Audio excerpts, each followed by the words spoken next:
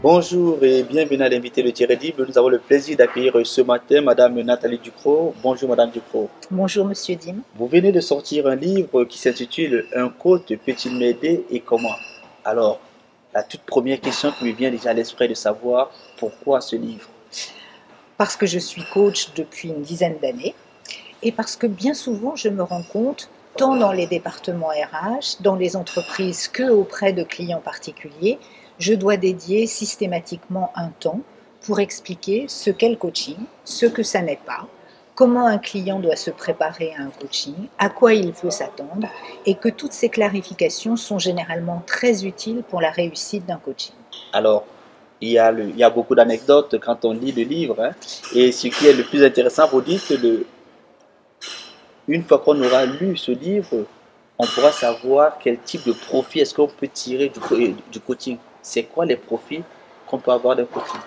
Alors les bénéfices d'un coaching, ça va être d'accompagner une personne d'où elle est jusque là où elle veut aller. C'est pas le coach qui décide, monsieur le client du coaching, vous devriez faire ceci ou vous devriez faire cela.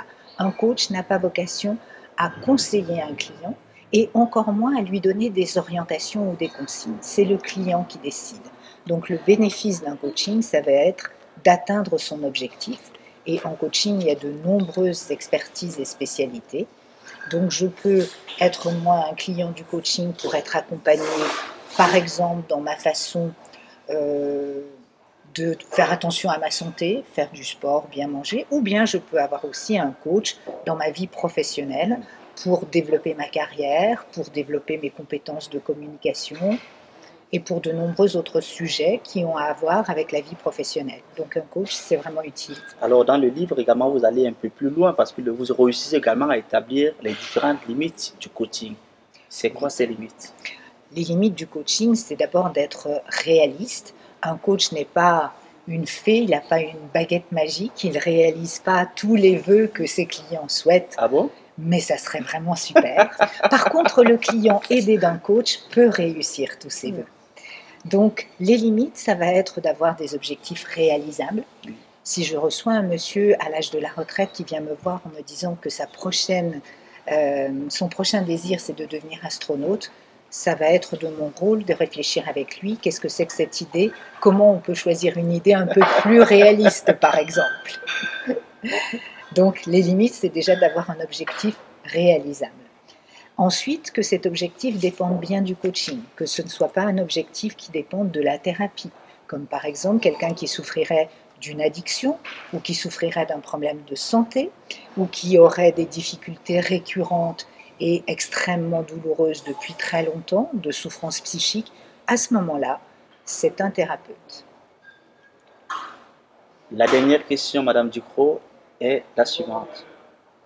J'ai besoin d'un coach, mais comment faire pour savoir le bon coach? Comment est-ce qu'on choisit son coach? Alors on choisit son coach avec des critères bien spécifiques. Ce coach doit avoir été formé spécifiquement au coaching et avoir déjà une expérience. C'est comme si vous vous adressiez à un médecin mais que vous preniez quelqu'un au hasard dans la rue simplement parce qu'il dit « Hey, je peux vous soigner ». Ça ne serait pas raisonnable, vous ne devriez pas avoir confiance en quelqu'un comme ça. Il faut être sûr des critères professionnels. Les critères professionnels actuellement, ils sont cadrés par des fédérations professionnelles. La mienne est Par exemple, ICF. l'ICF, ouais. Il en existe d'autres et il est important de regarder ces critères au regard de quel est le coach dont j'ai besoin, comment je peux savoir que ce coach est bien un coach professionnel. Après, il y aura l'élément humain, si je peux dire, qui fait que bien que ce soit un professionnel, je vais préférer celui-ci à celui-ci, comme on l'a pour son coiffeur ou pour son garagiste.